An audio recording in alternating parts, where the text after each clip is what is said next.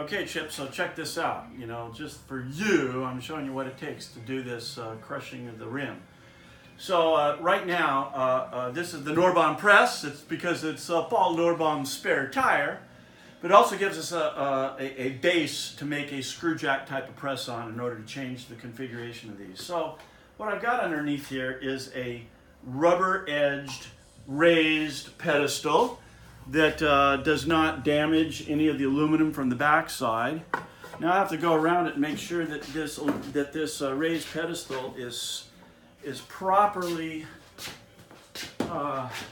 attached, which I can only do by feel.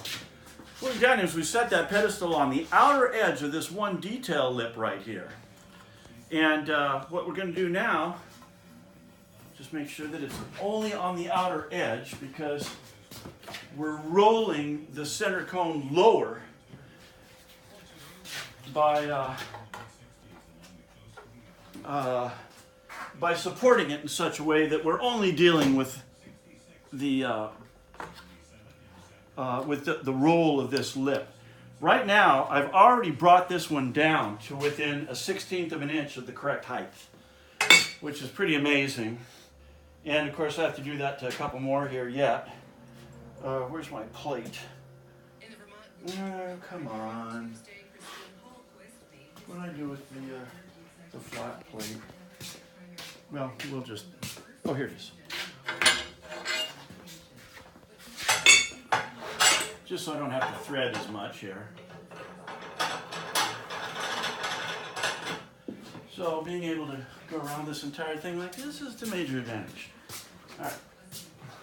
My wrench arm. Okay, now I'm going to put some tension on this because there's a lot of plastics and rubbers and other things that are tightening up here. Now, just enough tension. Now, I've already previously marked the outer rim of this where we're about 1/16 of an inch high, and it's right here. So, here, get your camera close in on this edge right here. All right, you ready? Watch this move. That's it. We're there. That's how little it is to bring these things to conform. Have to be careful not to drop the hardware onto the polished sheets here, which would, of course, ruin the cover. We don't have any to ruin. Got to be careful. All right, no damage, perfect roll. Okay, I bring it over here to the desk and compare it.